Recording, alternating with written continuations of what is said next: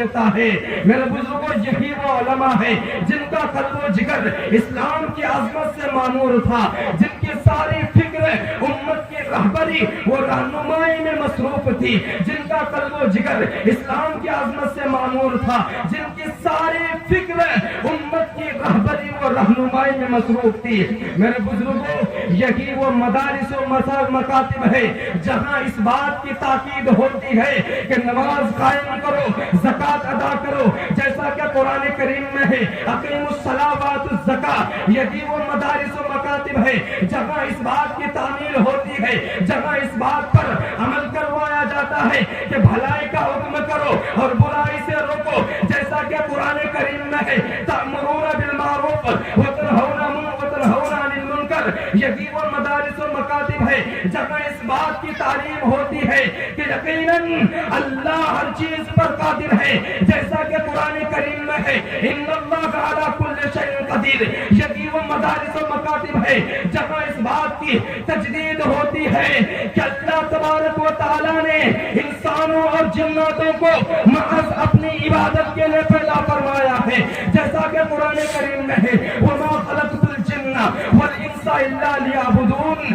میرے بزرگوں آج یہی وہ مدارس و مکاتب ہے جہاں سے یہ علماء پیدا ہوتے ہیں، جہاں سے یہ باتیں ساری سیکھنے کو ملتی ہے۔ اللہ اکبر۔ لیکن میرے بزرگوں آج معاشرہ برباد ہوتا جا رہا ہے، آج علم دین کی دوری کی وجہ سے نادان مسلمان مرتد ہوتے جا رہے ہیں، آج علم دین کی دوری کی وجہ سے بھولے بھالے مسلمان گمراہ ہو رہے ہیں۔ میرے بزرگوں آج کس طرح دشمنان اسلام کی نگاہیں ہمارے مدارس و مکاتب کی جانب اٹھی ہوئی ہے، ہمارے مساجد کی جانب اٹھی ہوئی ہے۔ اللہ اکبر۔ آج کس طرح ظلم و جور کی آندیاں لوگوں کو دہشت زدہ کر رکھی گئے، آج ہمارا معاشرہ کتنے فتنوں میں محبوس ہے، گھرا ہوا ہے۔ اس لیے میرے بزرگوں امت محمدیہ کی لگام تھامنے، لشکر اسلام کی قیادت کرنے والے، اسلام پر مر مٹنے کا جذبہ اور شوق پیدا کرنے والے اور شیخ عبد القادر جیلانی رحمہ اللہ جیسا ایمانی جوش و حرارت پیدا کرنے والے علماء کی ضرورت ہے۔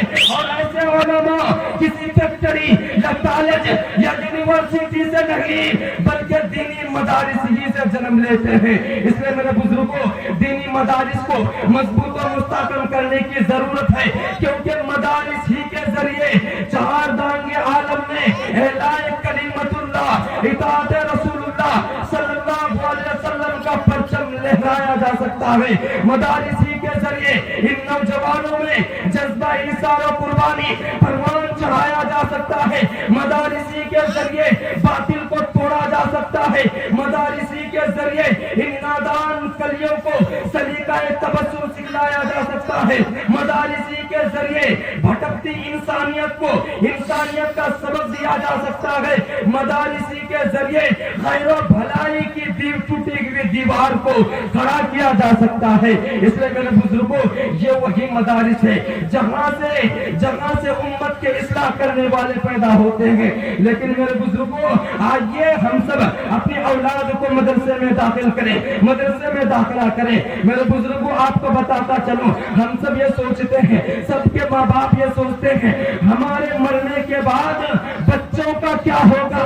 علماء فرماتے ہیں ذرا یہ بھی سوچ لیا کرو کہ بچوں کے مرنے کے بعد بچوں کا کیا ہوگا۔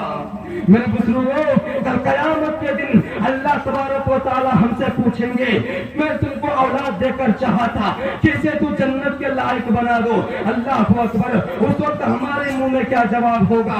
آئیے میرے بزرگوں اللہ تبارک و تعالی اسی آیت میں کہتے ہیں خود بھی بچو اور اپنے اہل خانہ کو بھی بچاؤ۔ یا ایھا الذین آمنوا قوا انفسکم واہلیکم نارا۔ میرے بزرگوں آج ہمارے چاروں طرف گناہوں کے سمندر ہیں، شرمگاہوں کے گناہ، آنکھوں کے گناہ، اس لیے گناہوں کی وجہ سے ہماری زندگی تباہ ہو رہی گئی۔ اللہ اکبر۔ لیکن اگر ہم نے اپنی اولاد کی فکر نہیں کی اور گناہوں سے نہیں بچایا تو کل قیامت کے دن یہ ہماری اولاد ہمارا دامن پکڑے گی اور اللہ تبارک و تعالیٰ بھی کہیں گے اے میرے بندے نہیں, میں نے تجھے اولاد دے کر چاہا تھا کہ تو اسے جنت کے لائق بنا دے, میں نے تجھے اسے اولاد دیا تھا کہ جنت کے مستحق بنا دے. اللہ اکبر. اس وقت ہمارے منہ میں کیا جواب ہوگا؟ آئیے میرے بزرگوں,